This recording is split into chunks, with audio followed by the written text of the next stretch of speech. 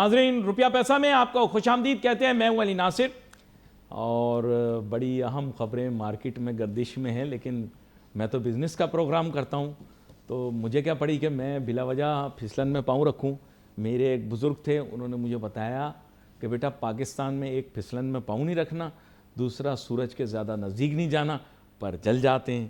تو میں اس زمانے سے بڑے طریقے سے چلتا ہوں. ٹی وی پہ لوگ سمجھتے ہیں پھٹا ڈھولوں ادھر ادھر کی باتیں کرتا ہوں, لیکن سچ میں آپ کو بتاؤں کہ میں اتنا عرصہ اسی لیے بچا رہا ہوں کیونکہ میں نے اپنے آپ کو کبھی بھی ایسی سچویشن میں ڈالا نہیں. تاہم میری ایسی رائے ہے کہ پاکستان میں اس مہینے میں ایک بہت بڑی خبر آنے والی ہے جو کہ پاکستان کے لیے بڑی اچھی خبر ہوگی. ہاں بہت اچھی خبریں دیکھیں نا ابھی آ رہی ہیں. پاکستان نے سعودی سے بھی کر لیا, کیا بولتے ہیں, معاہدہ کر لیا. پھر اس کے بعد آپ کو پتہ ہوگا کہ یہ بڑا جو بھی ہوا ماضی کے اندر 7 اکتوبر کو 2 سال پہلے, اس کے نتیجے میں آپ کو پتہ ہے غزہ پر کتنی بمباری ہوئی, کتنا لوگ تکلیف و دشواری سے گزرے. پھر 13 اکتوبر کو امن معاہدہ پیش آیا. اچھا 13 اکتوبر کا دن جو ہے بڑا اہم ہے. 13 اکتوبر کا دن وہ دن ہے جب کوئی تقریباً آپ ایسے سمجھ لیجئے 650 سال پہلے فرانس کے بادشاہ نے 13 اکتوبر بروز جمعہ کو نائٹس ٹیمپلر کے آرڈر کو, جنہیں ٹیمپلاچار کہا جاتا ہے, ان کو مکمل طور پر ان کا صفایا کر دیا. اور نائٹس ٹیمپلر وہی لوگ ہیں جو آج کل جدید دور کے اندر فری میسن کہلاتے ہیں. تو یہ ایک تاریخ جو ہے یہ بڑی اہمیت رکھتی ہے. ان دونوں چیزوں کا آپس میں کوئی تعلق نہیں ہے. میں آج کاروبار اور بزنس کے متعلق بات کروں گا. آپ لوگوں کو ناظرین ویسے بھی میری باتیں سمجھ میں نہیں آئیں گی. آپ لوگ غزہ کا ایک چھوٹا سا ٹکڑا اور ویسٹ بینک کا ایک چھوٹا سا ٹکڑا اس کو آزاد کر کے فلسطین کہلوانے میں خوش ہو. آپ بیت المقدس کو بھول چکے, آپ یروشلم کو بھول چکے. آپ کے بچوں کو کیا پتہ یروشلم کیا ہوتا ہے. میں نے زینب مارکیٹ کے باہر بچوں کو آئی لو نیو یارک اور آئی لو لنڈن کی قمیضیں پہنے ہوئے دیکھا. ان لوگوں کو بیچاروں کو کیا پتہ یروشلم کیا شہر ہے, انبیاء علیہ السلام کی سرزمین کیا ہے. ان کو کیا پتہ بیت اللحم کیا ہے, حضرت عیسیٰ علیہ السلام کی جائے پیدائش کیا ہے. ان کو کیا پتہ, ان کو کیا پتہ, ان کو کیا پتہ. ناظرین ویسے آپ کو بتا دوں یہ 13 اکتوبر کو جن کا صفایا کیا تھا فرانس کے بادشاہ نے, یہ وہی لوگ ہیں جن کو شکست دی تھی صلاح الدین ایوبی نے اور پھر آزاد کروایا تھا یروشلم. نہیں سمجھ میں آئی بیٹا, آپ لوگوں کو ابھی سمجھ آئے گی بھی نہیں.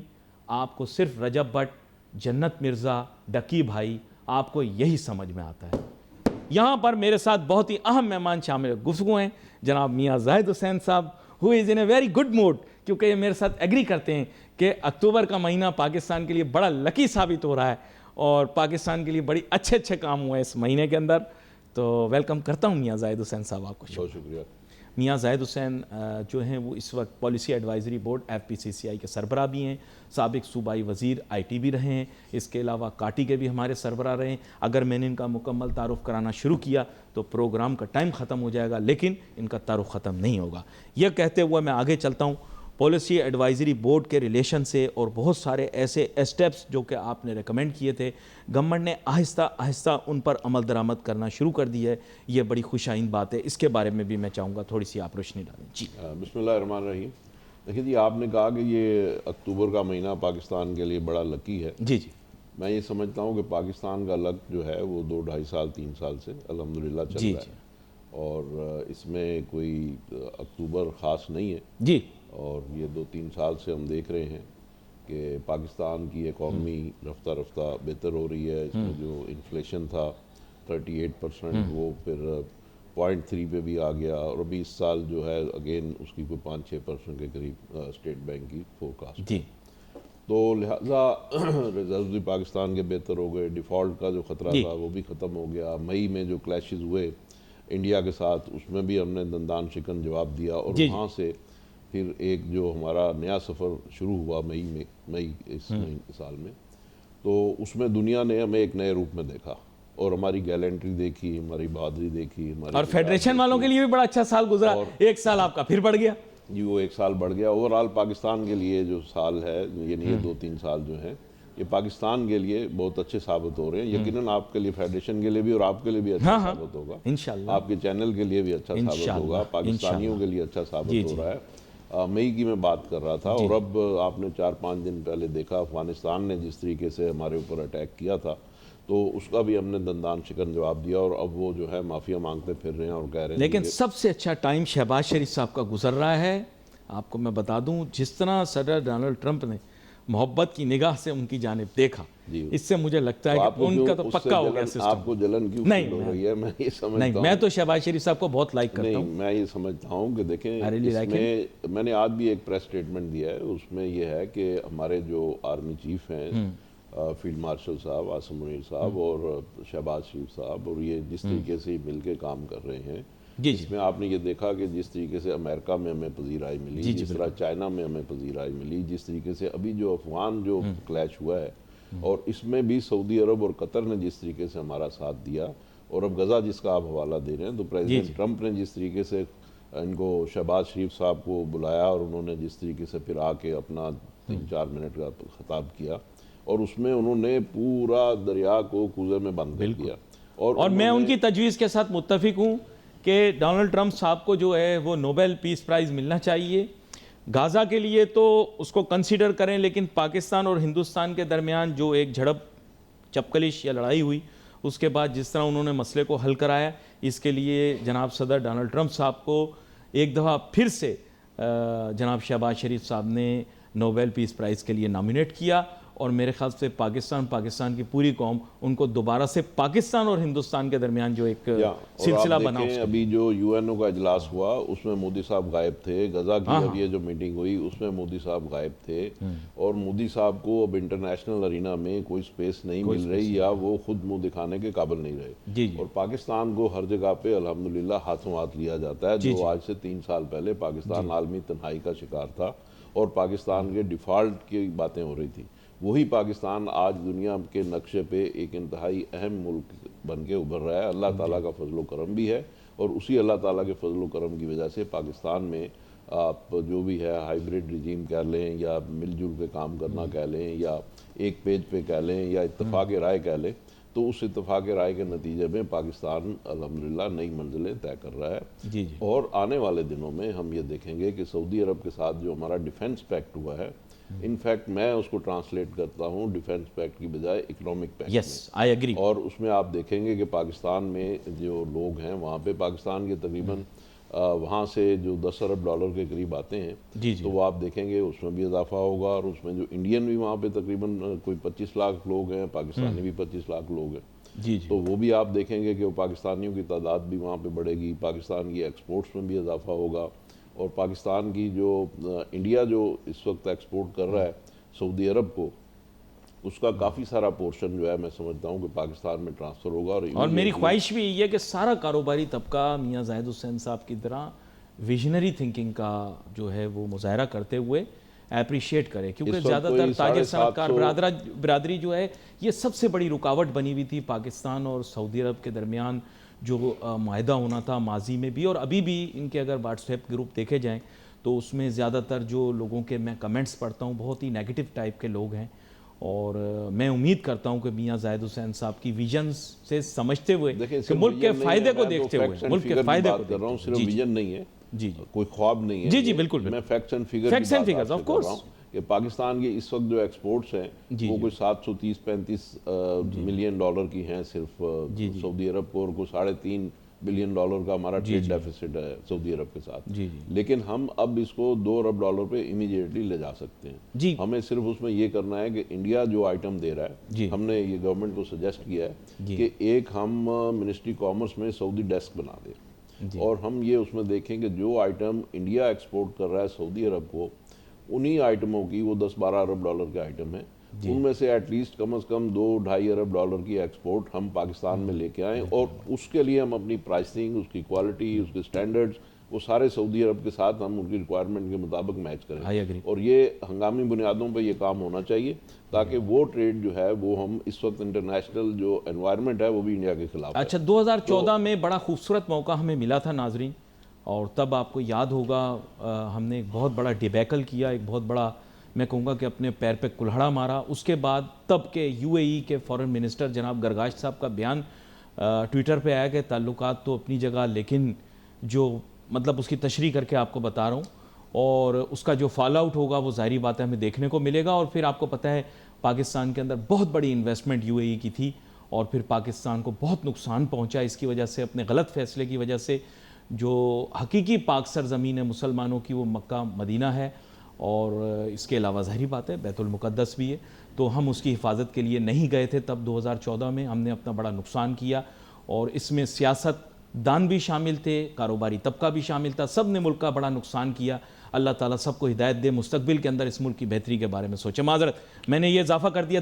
دھرنے پہ سے لوگ اٹھ کے گئے اسمبلی میں جا کے انہوں نے یہ بیان دیا اور ووٹ کیا اس کے خلاف کہ پاکستان جو ہے وہ مشرق وسطیٰ کے امن عمل کا حصہ نہیں بنے گا. دھرنے سے اٹھ کے لوگ گئے یا انہیں بلوایا گیا. وہ یمن کی جو لڑائی چل رہی تھی سعودی عرب کی, تو سعودی عرب نے اس وقت پاکستان سے ریکویسٹ کی تھی کہ آپ ہمیں اپنی فوجیں بھیجیں, تو پاکستان نے اس کو ڈکلائن کر دیا تھا بیکاز آف وہی چیز جو آج بھی ہم دیکھ رہے ہیں کہ پاکستان کی جو افغان پالیسی ہے اس کو کون ریزسٹ کر رہا ہے. تو پاکستان جس طریقے سے چلنا چاہ رہا ہے, جس طرح دہشت گردی کو ختم کرنا چاہ رہا ہے, ٹیررزم کے خلاف جس طرح پاکستان نے اب فیصلہ کر لیا کہ ہم نے فیصلہ کن قدم اٹھانا ہے, اب اس کو بھی لوگ اپوز کر رہے ہیں. وہی لوگ جو آج اپوز کر رہے ہیں اس کو, ٹیررزم کے خلاف جنگ کو, وہی لوگ اس وقت سعودی عرب کو فوجیں بھیجنے کے لیے بھی اپوز کر رہے تھے. تو یہ جو انتشار ہے, یہ جو منتشر خیالی ہے, یہ جو ہمیں لوگ فوکس نہیں کرنے دیتے, ہمیں اس چیز کو سمجھنا ہوگا. اب اس وقت کی جو قیادت تھی وہ چونکہ شاید ایک پیج پہ نہیں تھی, اس وقت ڈائیورسیفائیڈ اوپینین سے. چھوڑ دیں سر, اس وقت وزیر اعظم کون تھا یہ ہم تھوڑی بتائیں گے. وزیر اعظم نواز شریف صاحب تھے. بدلتا ہے رنگ آسماں کیسے کیسے. سوات کے اندر ہم ایک لفظ استعمال کرتے ہیں آسمانی موڑ, تو یہ آسمانی موڑ جب آتا ہے تو بادل نہ بھی ہو تو بارش ہو جاتی ہے. اور کراچی میں بھی اس دفعہ ہوئی, دھوپ نکلی ہوئی تھی لیکن بارش ہو رہی تھی.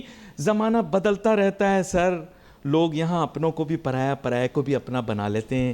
یہ مفادات ہوتے ہیں وقتی, وہ کبھی ملک کے مفادات بن جاتے ہیں, کبھی انفرادی مفادات بن جاتے ہیں. چھوڑیں نا ماضی کی باتیں, نام آپ کھلوا رہے ہیں, ایسی نام کھلیں گے. قیادت تب کی کون سی تھی, اب کی کون سی تھی. وہ صبح میں ایک صاحب تھے, وہ جاگا کرتے تھے, ان کی بیگم انہیں پوچھا کرتی تھی آپ کون ہیں, تو وہ اپنا نام بدل کے بتاتے تھے. تو ان کی بیگم انہیں کہتی تھی کہ آج آپ نے اپنا نام پھر بدل لیا. کہتے روز میں اپنی شخصیت بدلتا ہوں تاکہ آپ کے لیے میں بالکل نیا رہوں, آپ کو ایسے محسوس ہو کہ آپ نئی نویلی دلہن ہیں. روز کسی اجنبی کے میں معذرت پھر کچھ غلط نکل جائے گا. آگے چلتے ہیں.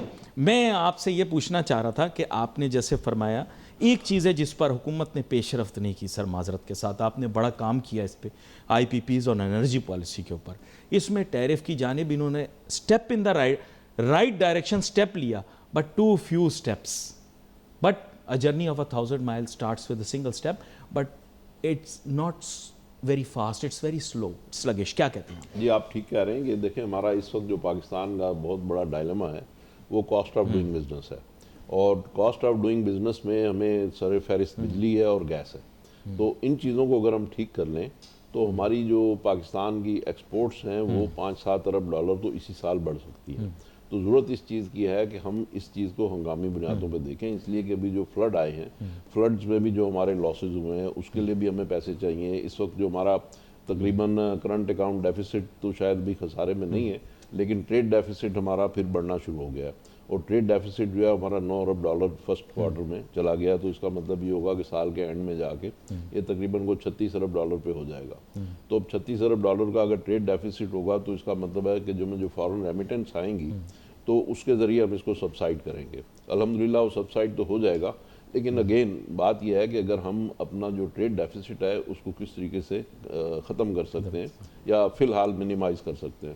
تو اس کا ایک ہی حل ہے کہ ہم ایٹ لیسٹ 5-7 ارب ڈالر کی ایکسپورٹس بڑھائیں, اور اس کے لیے اگر ہم یہ تھوڑا سا 5-7 ارب ڈالر کا مطلب ہے پاکستان کے کوئی 2100 ارب روپے. تو اس کے لیے اگر ہم صرف ایکسپورٹ سیکٹر کو اگر یا انڈسٹریل سیکٹر کو بجلی کی قیمتیں کم کر دیں, 9 سینٹ پہ لے آئیں, تو وہ 5-7 ارب ڈالر ہم اچیو کر سکتے ہیں.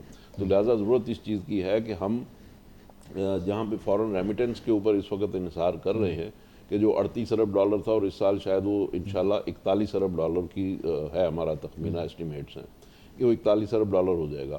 تو 41 ارب ڈالر اگر وہ ہو جائے گا اور تقریباً کوئی 36 ارب ڈالر کا اگر ہمارا ٹریڈ ڈیفیسٹ ہوگا تو 5 ارب ڈالر پھر بھی ہم پلس میں ہوں گے. لیکن اگر 5-7 ارب ڈالر کی ہماری ایکسپورٹس بھی بڑھ جائیں تو ایکسپورٹس بڑھنے کا فائدہ یہ ہوگا کہ یہاں پہ لوگوں کو روزگار ملے گا اور لوگوں کی غربت کم ہوگی, اور اس کے نتیجے میں جو ہمارے تقریباً کوئی 2.25 کروڑ لوگ جو ہیں وہ مزید غربت میں چلے گئے ہیں تو ان کو ہم واپس پل آؤٹ کر سکیں گے اور واپس وہ ہماری ایک جو مڈل کلاس ہے وہ واپس آ سکے گی.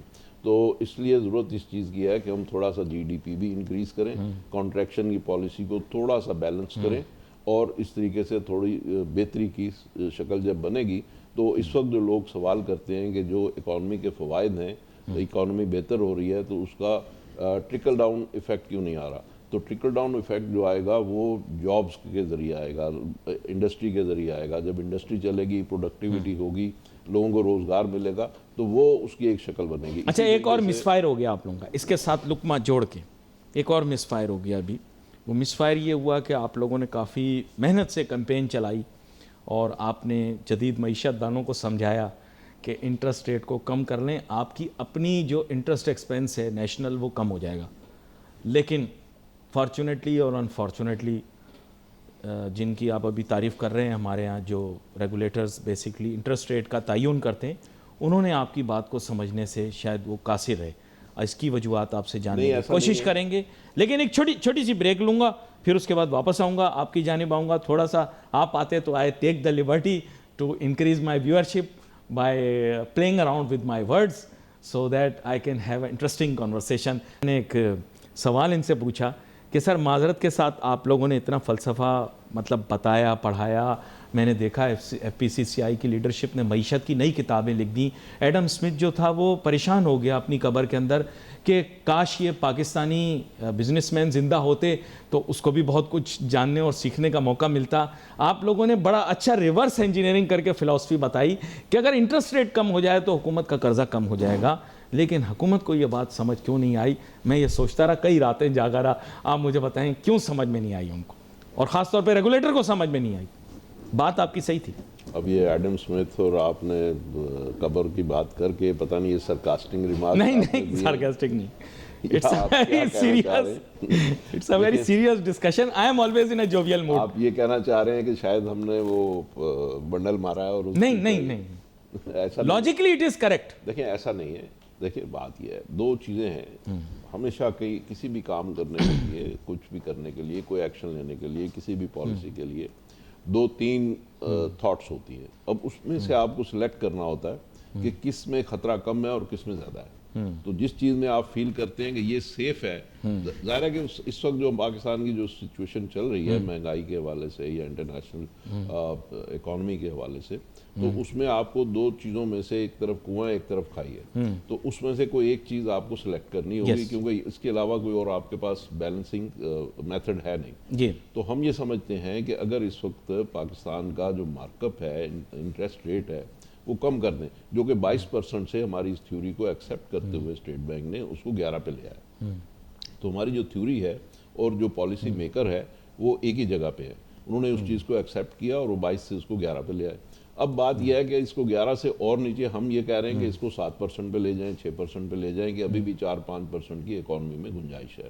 ویئر ایز کہ ان کا خیال یہ ہے کہ نہیں, ابھی جو فلڈز آئے ہیں اس کے بعد ڈیمانڈ بڑھے گی, سپلائی سائڈ کم ہوگی, اور اس کی وجہ سے ہماری جو انفلیشن پھر بڑھنے کا احتمال ہے اور اکانومی ہیٹ اپ ہو سکتی ہے, اور اس کو ہمیں کنٹرول کرنا ہے. تو اس وجہ سے وہ کم نہیں کر رہے. اور اس کی وجہ سے ظاہر ہے کہ گورنمنٹ کو بھی, تو گورنمنٹ سب سے بڑی بورر تو گورنمنٹ ہے, تو گورنمنٹ کو بھی اتنا اگر مارک اپ کا ریٹ زیادہ ہوگا تو گورنمنٹ کو زیادہ پیسے دینے پڑیں گے. اچھا, اب گورنمنٹ کو اگر زیادہ پیسے دینے پڑیں گے تو یعنی مارک اپ کی شکل میں, تو اس کا مطلب یہ ہوگا کہ گورنمنٹ کے پاس پیسے سک ہو جائیں گے, گورنمنٹ کے پاس اویلیبلٹی آف کیش کم ہوگی. تو جب اس کے پاس اویلیبلٹی آف کیش کم ہوگی تو مارکیٹ میں وہ پیسے کم پھینکے گی. جب مارکیٹ میں کم پیسے پھینکے گی تو انفلیشن نہیں ہوگی, ٹھیک ہے, لوگ اس طریقے سے کانٹریکشن ہوگی. اسی طریقے سے اگر میرا آج مارک اپ 11% سے 6 یا 5% کر دیں تو اس کا مطلب یہ ہوگا میں بینک سے زیادہ پیسے بورو کروں گا, میں اسٹاک کو ہولڈ کر سکوں گا, میں مارکیٹ میں زیادہ مال دے سکوں گا, اور اس کے نتیجے میں پھر مال زیادہ آئے گا مارکیٹ میں تو پھر مہنگائی ہوگی.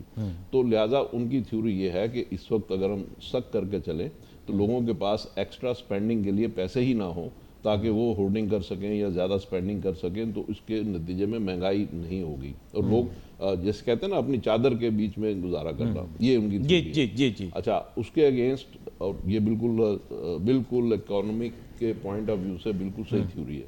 اب ہمارا کیا کہنا ہے کہ ہم اس کو جو سکے کا دوسرا رخ دکھاتے ہیں, جی وہ ہم یہ کہتے ہیں کہ 2.25 کروڑ لوگ جو ہیں وہ مزید غربت میں چلے گئے ہیں.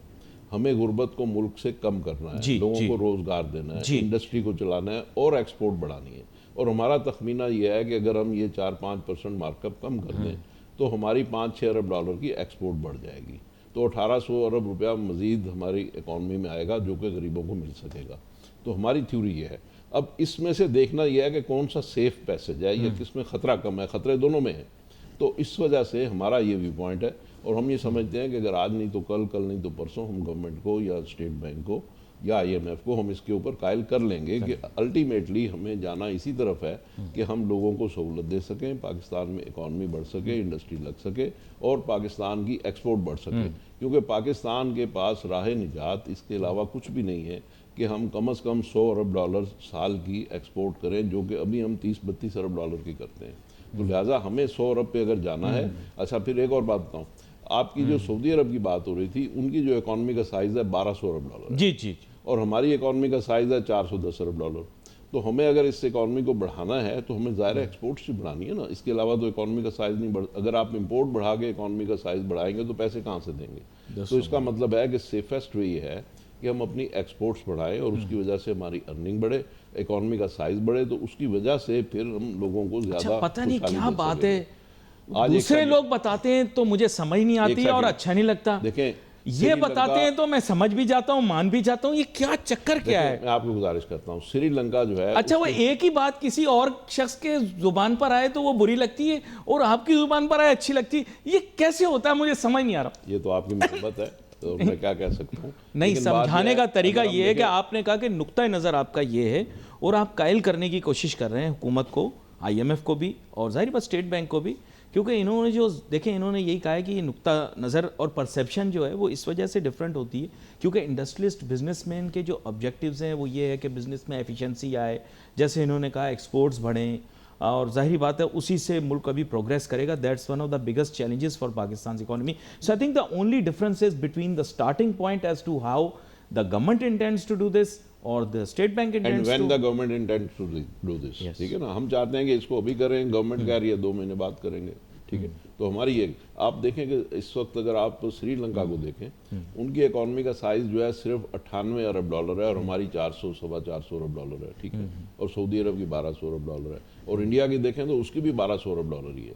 تو پاکستان میں جو ہماری پر کیپٹا انکم ہے وہ کہ $1850 پر اینم ہے, اور جو سری لنکا کی ہے $4500 پر اینم ہے. یعنی اس کا جو پر کیپٹا انکم ہے وہ ہم سے 3 گنا زیادہ ہے. جی. تو اس کا مطلب یہ ہے کہ ہمیں اپنے لوگوں کو اگر ہم دیں گے, اچھا روزگار دینے کے قابل ہوں گے, پر کیپٹا انکم ان کی بڑھے گی, تو وہ لوگ پھر آئیں گے نا. اور اس کی وجہ سے آپ دیکھیے گا کہ یہ جو ہمارے یہاں دہشت گردی ہو رہی ہے اس میں بھی فرق پڑے گا.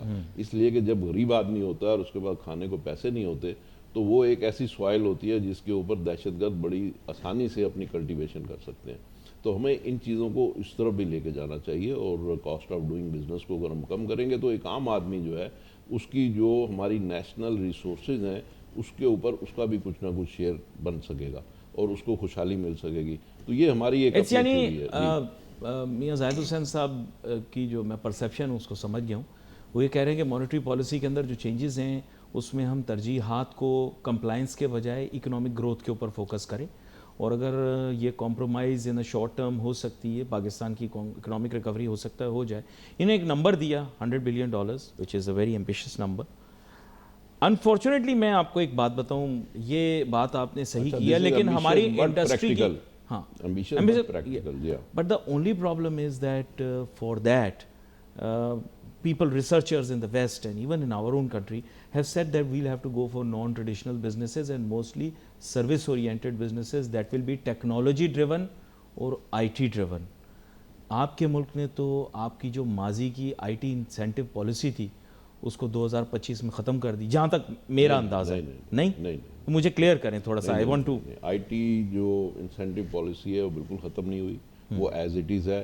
وہ جا کے 2026 جون میں ایکسپائر ہوگی. اچھا. اور وہ جب ایکسپائر ہوتی ہے تو وہ ہر سال اس کو پھر ایکسٹینڈ کر دیتے ہیں 1 سال کے لیے. جی جی. ویئر ایز کہ اس میں بھی ہم نے گورنمنٹ کو کہا ہے کہ آپ 1 سال کی جو ایکسٹینشن دیتے ہیں تو یہ ایک ہینگنگ سورڈ ہے. کوئی بھی اس میں ادارہ یعنی ویسے ان کو ایکسٹینشنز کی ڈیٹیں ساری پتہ ہیں ان کو، کس دن کس کی کوئی بھی آئی ٹی کمپنی جو ہے وہ اپنا بزنس جو ہے لانگ ٹرم بیسس پہ نہیں کر سکتی.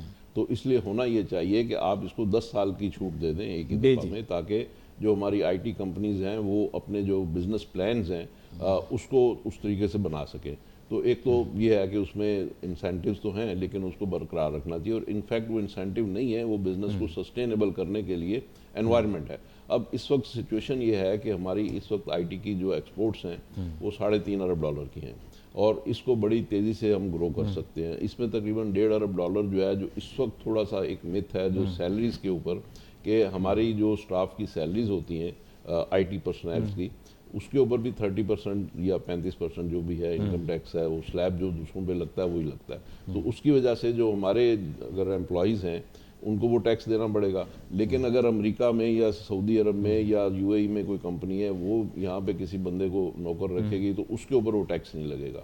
تو اس کا مطلب یہ ہوگا کہ جو ہمارا کمپٹیٹر سعودی عرب میں یا یو اے ای میں بیٹھا ہے وہ سٹاف یہاں پہ اگر اپوائنٹ کرے گا تو اس کو سستا ملے گا، وہ پریویلیج انجوائے کر سکتا ہے، تو وہ ہم پہ پریویل کرے گا. تو اس لیے ہم چاہتے ہیں کہ اس کو ختم کیا جائے اور اس کو برابر کیا جائے، یونیفارم کیا جائے. تو یہ اگر ہم کر لیں گے، 2-3 چیزیں ہیں جو وہ اس طرح سے اگر کر لیں گے تو ہماری جو آئی ٹی کی ایکسپورٹس ہیں وہ بڑی آسانی سے $10 ارب پہ جا سکتے ہیں. کیونکہ اوور آل لوگوں کا پرسیپشن یہ ہے، یہ اگین پرسیپشن کی بات ہے، جیسے آپ نے کہا کہ it's a realistic target, ambitious but realistic. اس وجہ سے پرابلم یہ ہے کہ وہ لوگ کہتے ہیں کہ یا تو ایکسیسو ویلیو ایڈیشن، اس میں بھی ٹیکنالوجی کی انوالومنٹ ہے اگر کسی ٹریڈیشنل انڈسٹری میں بھی لائیں، یا پھر آئی ٹی یا پھر کوئی اور سروسز. انفارچونیٹلی ہماری ساری بتا دیتا ہوں اور ہاں پلیز بتائیں نا. دیکھیں جیمز اینڈ جیولری، یہ $950 ارب کی ورلڈ مارکیٹ ہے. $950 ارب جیمز اینڈ جیولری.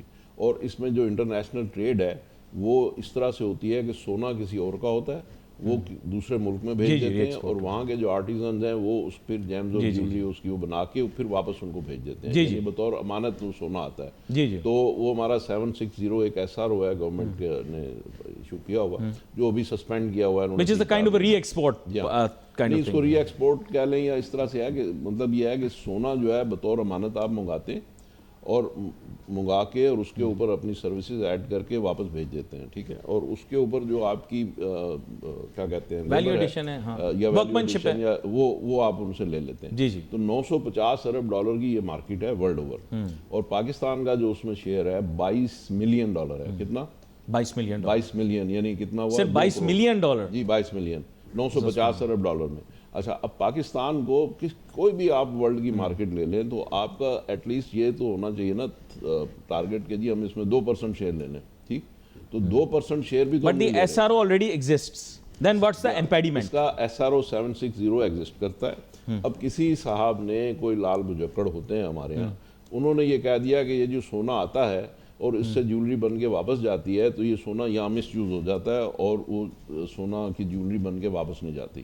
اب اس اپریہینشن پہ وہ SRO جو ہے پرائم منسٹر آفس سے اس کو سسپینڈ کر دیا گیا فار شاید 2 months، لیکن اب اس کو 6 مہینے ہونے والے ہیں اور وہ سسپینڈڈ ہے. بات یہ ہے کہ اگر اس طریقے سے اگر ہم کسی کے کہنے پہ روک دیں، بھئی ٹھیک ہے اس میں کسی نے گڑبڑ کیا ہے اس پہ FIR کاٹ دیں، اس کو اریسٹ کر لیں، اس کے جو بھی طریقہ کار ہے وہ اس کو کریں، مگر اس سے ساری ٹریڈ کو بند کر دینا. اور اس کے نتیجے میں اب جو سونا ملک کے اندر آلریڈی امانت کے طور پہ آیا ہوا ہے وہ سونا بھی یہاں سٹک ہو گیا، واپس نہیں جا سکتا. تو میں یہ سمجھتا ہوں کہ یہ سارے امپیڈیمنٹس جو ہیں ٹریڈ اور انڈسٹری کے اوپر ہمیں ختم کر دینے چاہیے. اور اس میں مین پالیسی کا جو کنسالیڈیشن ہے یا جو کیا کہنا چاہیے اس کی جو سپورٹ ہے، پالیسی سپورٹ، وہ فیڈریشن سے FPCCI سے لینی چاہیے. ہم ان کو یہ سارا دودھ کا دودھ اور پانی کا پانی کر کے دیں گے گورنمنٹ کو کہ یہ ایسے نہیں ایسے ہے. اور منسٹری کامرس اس میں ہم سے بہت ساری ریسرچ کروا رہی ہے اور ہمیں پیسے بھی دیتی ہے اور وہ ہم سے ریسرچ کرواتے ہیں. تو ضرورت اس چیز کی ہے کہ اس طرح کے جتنے بھی ڈسپیوٹڈ میٹرز ہیں یا کنٹروورشل میٹرز ہیں وہ ہمارے پاس ریفر کریں, ہم دونوں تینوں فریقوں کو بلائیں گے, اس کو سمجھیں گے کہ مسئلہ کیا ہے. جیسے ابھی میں نے آپ کو بتایا جی کہ اب آپ کو میں اٹلی کی بتاتا ہوں.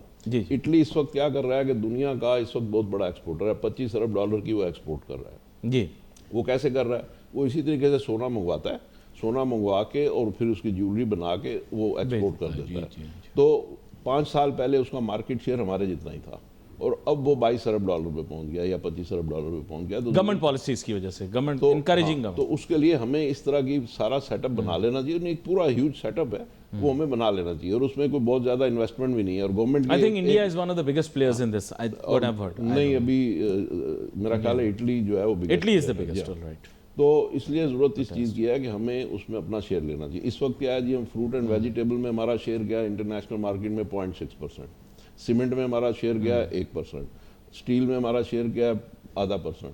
تو بات یہ ہے کہ پوری دنیا کی جتنی بھی ٹریڈز ہیں اس میں ہمارا شیئر کسی بھی چیز میں 0.5%. یہ بڑا اہم نقطہ ہے جو کہ آپ نے ریز کیا ہے, ریکارڈ کی بلند ترین سطح پر پہنچ چکا ہے. اور میں تو کافی عرصے سے آپ کو بتا رہا تھا کہ یہ جو سونا ہے یہ بڑی قیمتی چیز ہے, لیکن آپ چونکہ ٹیوب لائٹ ہیں تو آپ سونا نیند کو سمجھ بیٹھے, آپ سب سو گئے, اور سونا جو ہے وہ تو گولڈ کو کہتے ہیں. یہ بات آپ لوگوں کو سمجھ میں نہیں آئی. تو خیر اینی وے, گولڈ جن کے پاس تھا ان کو بڑی برکت اس کی ہوئی ہے, بہت کمایا لوگوں نے پیسہ. اور یہ آن لائن جب سے سسٹم آیا تھا, جن بچوں نے تکے میں سونے میں پیسہ لگا دیا وہ سوتے سوتے پتہ نہیں کیا سے کیا بن گئے. خیر اینی وے, میاں زاہد حسین صاحب آپ کی جانب واپس آؤں گا. آپ بڑی پتے کی بات بتا رہے تھے. دیکھیں میں اسی لیے کہتا ہوں کہ اچھا لگتا ہے یہ جب ہم سولوشن بیسڈ پروگرام کریں. انہوں نے بیٹھے بیٹھے جو ہے نا مجھے 6-7 سیکٹر کاؤنٹ کروا دیے, جیمز جیولری بھی کاؤنٹ کروا دیا, آئی ٹی سیکٹر کے اوپر تو انہوں نے بہت زیادہ روشنی ڈالی. اس کے علاوہ ملٹیپل سیکٹرز کے متعلق بات کرتے ہوئے بریک پہ انہوں نے اور بڑی اہم بات کی. میں چاہوں گا ناظرین کے لیے آپ دہرائیے گا بھی. انہوں نے کہا کہ دیکھیں ہمیشہ جو لوگ ایکسپرٹیز رکھتے ہیں ایک اسپیشل فیلڈ میں, ایک مارکیٹ ایکسیس رکھتے ہیں, فار ایگزامپل سعودی کا ایگزامپل آپ نے دیا کہ جو لوگ آلریڈی کام کر رہے ہیں تو ان لوگوں کی ہی کیپیسٹی بلڈنگ کی جائے, انہی کو موٹیویٹ کیا جائے, ان کو انسینٹیوائز کیا جائے. That is a better approach to get a better result. سو وہ آپ پہلے کمپلیٹ کر لیں, سوری, پھر I will come back to the previous. دیکھیں بات یہ ہے کہ میں اسے سمجھتا ہوں کہ اس وقت سعودی عرب کو ہم $700 ملین کی ایکسپورٹ کر رہے ہیں, اور اس کو ہمیں امیجیٹلی $2 ارب پہ لے جانا ہے. اب $2 ارب پہ لے جانا ہے تو فرض کر لیجئے کہ 100 کمپنیاں سعودی عرب کو ایکسپورٹ کر رہی ہیں اس وقت 700 ملین کی. اب وہ 100 کمپنیاں جو ہیں ان کو وہاں کے لاس کا بھی پتہ ہے, ان کے آئٹمس کا بھی پتہ ہے, ان کی شپمنٹ کا بھی پتہ ہے, ان کو پاکستان سے پروکیورمنٹ کا بھی پتہ ہے, پروڈکشن کا بھی پتہ ہے, سارے میتھڈ پتہ ہے. ان 100 بندوں کو بلا لیں, ان سے کہیں کہ جناب آپ نے اس کو جو آپ ایکسپورٹ کر رہے ہیں اس کو آپ نے 3 ٹائم انکریز کرنا ہے, بتائیے آپ کے کیا پرابلمس ہیں. ان کے جو بھی پرابلمس ہیں وہ کچھ چھوٹے موٹے پرابلمس ہوتے ہیں فائن ٹیوننگ کے, تو بڑے پرابلمس نہیں ہوتے. ان کو بلا لیجئے, ہم ساتھ بیٹھ جائیں گے فیڈریشن, ان کو بلا لیجئے, ان کے مسائل حل کر دیجئے, اور وہ حل ہو جانے 2 دنوں میں. اور انہیں کہیے کہ جائیے جی آپ یہ $2 ارب کی ایکسپورٹ کیجئے. وہ آپ کو اگلے 6 مہینے میں ایکسپورٹ بڑھا کے 3 گنا بنا کے دے دیں گے, اس لیے کہ وہ آلریڈی جانتے ہیں. لیکن آج اگر آپ نئے لوگوں کو لے کے آ جائیں, بولیں کہ جی ہم ایس ایم ای کے اوپر کام کر رہے ہیں, فلاں کر رہے ہیں, اسٹارٹ فرام اسکریچ, اور اس کے نئے ویل آپ انوینٹ کرنا شروع کر دیں کہ جی ہم نئے بندے ٹرین کریں گے, تو نئے بندے کو ٹرین ہونے میں 10 سال لگے گے. لیکن جب یہ آلریڈی جو لوگ جن کے وہاں پہ کاروبار ہیں, جو انگیجڈ ہیں, ان کو جب آپ دیں گے تو ان کے وہی سارے ریسورسز جو ہیں وہ پاکستان کے لیے استعمال ہو جائیں گے. اور جب ان کو آپ یہ ٹاسک دیں گے تو ڈاؤن دا لائن وہ اگر 100 بندے ہیں تو اپنے ساتھ وہ لوگوں کو ملا لیں گے, اور پوری 500 فیکٹریاں کھل جائیں گی.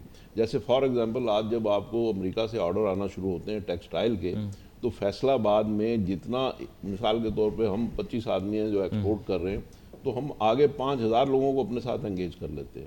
تو وہ راتوں رات وہ پورا ایک سپلائی چین کا انفراسٹرکچر بن جاتا ہے. تو اسی طریقے سے ہمیں یہ کرنا ہوگا کہ جہاں جہاں جس ٹریڈ میں جو لوگ کاروبار کر رہے ہیں ان کو بلائیے, ان کو کہیں گے جی اپنے ساتھ بندے ملاؤ اور یہ کاروبار شروع کرو. یعنی اس کاروبار شروع نہیں کرو, اس کاروبار کو ایکسپینڈ کرو. آپ دیکھیں گا راتوں رات جس چیز میں ہمارا 0.6% شیئر ہے, کسی میں 1% سے اوپر تو کسی چیز میں بھی ہمارا شیئر نہیں ہے انٹرنیشنل ٹریڈ میں. تو کہیں آدھا ہے, کہیں 0.2 ہے, کہیں 0.02 ہے. تو اگر ہم ان چیزوں کو آج ہم جیمز اینڈ جیولری والوں کو بلا لیں نا 100 آدمیوں کو، انہیں کہیں کہ یہ آپ نے کام کرنا ہے، آپ دیکھیے گا کہ آپ کی اسی سال $5 ارب کی ایکسپورٹ ہو جائے گی. ان لوگوں کو بلا لیجئے، ساتھ ہم بیٹھ جائیں گے اور ان کے جو بھی ایشوز ہیں ان کو آپ ریزالو کر لیجئے. اور کوئی بڑے ایشوز نہیں ہیں، انہوں نے کوئی آپ سے پیسے نہیں مانگنے. گورنمنٹ آف پاکستان سے $1 بھی کوئی نہیں مانگے گا، کوئی آپ کو $1 نہیں مانگے گا، کوئی $1 نہیں مانگے گا. جسٹ آپ نے ان کو فیسیلیٹیٹ کرنا ہے اور ایک انوائرمنٹ دینا. سر وہ اصل میں ایک آپ سے مزے کا خیز بات کرنی تھی. وہ کیا تھی کہ بیوی کو اپنے خاوند سے ایک سونے کی چین چاہیے تھی. تو خاوند دفتر سے تھکا ہارا واپس آیا تو بیوی نے دروازے سے ہی اس کو برا بھلا کہنا شروع کر دیا. اب وہ میں لفظ استعمال نہیں کرنا چاہ رہا، ورنہ بیویاں تو بڑے سخت الفاظ استعمال کرتی ہیں. اب وہ اندر آیا بیچارہ، وہ اس نے چائے بھی نہیں پی تھی اور وہ ڈانٹتی چلی گئی. اور پھر اس کے بعد جب خاوند نے کہا کہ بھئی اتنے غصے میں کیوں ہو، تو کہنے لگی آپ مجھے کبھی بھی کچھ نہیں لے کر دیتے، آپ میرے لیے کچھ بھی نہیں کرتے، کبھی کوئی تحفہ بھی نہیں لاتے. اب وہ بیچارہ سوچ میں تھا، 3-4 گھنٹے لڑائی میں، پیار کی لڑائی میں نکل گئے. پھر خاوند نے ہاتھ جوڑ کے رات کو 12 بجے کہا کہ بیگم آپ کو کیا چاہیے، آپ مجھے بتائیں. تو اس نے کہا سونے کی چین. تو معذرت کے ساتھ میں یہ کہوں گا کہ میاں زاہد حسین صاحب بالکل صحیح فرما رہے ہیں، لیکن ہماری بزنس کمیونٹی جو ہے، جیسے انہوں نے کہا کہ یہ بیٹھے ہیں ساتھ، یا اور he is not the only person, اتنا بھی میں ہم کہہ رہا ہوں، ہم کیا مانے یہ ہیں کہ other people in the business community are also there whose communication skills are good and they would be able to translate or play the role of translator between these businessmen and the government. There needs to be a translator in between, کیونکہ ہمارے business man جا کے لڑائی کرنا شروع کر دیتے ہیں. حکومت کو 1 مہینے کے بعد پتہ لگتا ہے کہ ان کو سونے کی چین چاہیے تھی. نہیں ایسا نہیں ہے. یہ آپ تھوڑا سا پلیز، یہ بھی ایک غلط پرسیپشن ہے. اچھا اس کو بزنس کمیونٹی کبھی گورنمنٹ سے لڑتی نہیں ہے، ٹھیک ہے. اور ہم سے میری مراد یہ ہے FPCCI، جس کے پاس ایک آرگینک مینڈیٹ ہے کہ پورے پاکستان کی جو جتنی بھی ایسوسیشن اور چیمبر جو ہیں وہ ہمارے ساتھ، یہ وہی میں کہنے کی کوشش کر رہا ہوں کہ جب ہم ساتھ بیٹھتے ہیں تو اس کا مطلب یہ ہوتا ہے کہ ہمیں دونوں طرف کا پتہ ہوتا ہے. گورنمنٹ کا بھی، جیسے ابھی اسٹرائک ہو رہی تھی بجٹ کے اوپر، ہم نے نہیں ہونے دی، ہم نے روکا اس کو اور ہم نے کہا جی نہیں، ہم اس کے ساتھ نہیں ہیں، اس لیے کہ یہ غلط بات ہے. ہم نے گورنمنٹ کے ساتھ کوئی جھگڑے نہیں کرنے، اکانومی کے ساتھ کوئی جھگڑے نہیں کرنے، اس کے اندر بیٹھ کے اس کے ساتھ رستے نکالنے ہیں اور گورنمنٹ کو سپورٹ کرنا ہے تاکہ ہمارا ملک مضبوط ہو اور ہمارا ملک آگے چلے. تو یہ چیزیں ہیں جس میں ہمارا ایک بڑا پازیٹیو رول ہے. اس رول کو ہم نے ادا کرنا ہے، یعنی کنسیلیٹری رول ہونا چاہیے، کنفرنٹیشن نہیں ہونی چاہیے. اور یہ کہ انفارمیشن بیسڈ گورنمنٹ کے ساتھ ڈائلاگ کرنا ہے ہم نے، ٹھیک ہے. ومز بیسڈ ہم نے ڈائلاگ نہیں کرنا. اور ایک چیز اور میں آپ کو بتاؤں، اس چیز میں خاص طور پہ پرائم منسٹر صاحب کی کنزمپشن کے لیے بات کہنا چاہتا ہوں کہ فار ایگزامپل میں چیئرمین FBR ہوں، فرض کر لیجیے، اور میرا مینڈیٹ یہ ہے کہ جی مجھے 14,000 ارب روپے کا ٹیکس اکٹھا کرنا ہے، جو کہ تقریباً 48-50 ارب ڈالر بنتا ہے، ٹھیک ہے. اور پرائم منسٹر جو ہیں ان کا مینڈیٹ یہ ہے کہ انہوں نے اکانومی کو 400 سے 600 یا 800 یا 1000 ارب ڈالر پہ لے کے جانا ہے. اب بتائیے یہ کہ اگر میں FBR ہوں اور میں نے ٹیکس کلیکٹ کرنا ہے تو میری انٹینشن یہ ہوگی کہ جی اکانومی 400 یا 500 یا 800 ہو یا نہ ہو، میرا 45 ارب ہو جائے، ٹھیک ہے. تو اس کے لیے مجھے اکانومی کی پرواہ نہیں ہوگی، مجھے اپنے 45 ارب ڈالر کے اس کی ریونیو ٹارگٹ کی پرواہ ہوگی. تو لیکن اس میں جو پرائم منسٹر کا ٹارگٹ ہے کہ اس کو 1000 ارب ڈالر پہ اکانومی کو لے کے جانا ہے، وہ کمپرومائز ہو جائے گا. تو لہٰذا ان دونوں چیزوں کے مابین ایک ہمیں بیلنس کرنا ہوگا. جب ہم اس کو بیلنس کر کے چلیں گے تو کوئی بات نہیں اگر وہ 50 ارب ڈالر کا آپ کا ریونیو پورا نہیں ہوتا، 45 بھی ہو جاتا ہے، لیکن اکانومی اگر آپ کی 400 سے 600 پہ چلی جاتی ہے تو اس کا مطلب یہ ہوگا کہ پاکستان نے 200 ارب ڈالر کمائے. بڑا عام نقطہ آپ کی طرف سے آیا ہے، اور میرے خیال سے تمام ہی انڈسٹریز جو ہیں، میرے خیال سے they know what's good for them. I do not tend to disagree on this aspect, but I cannot be in full agreement with you today because I have engaged in dialogues with many industrial leaders and business community leaders, and I have seen that not all of them have command over their subject, of their business even.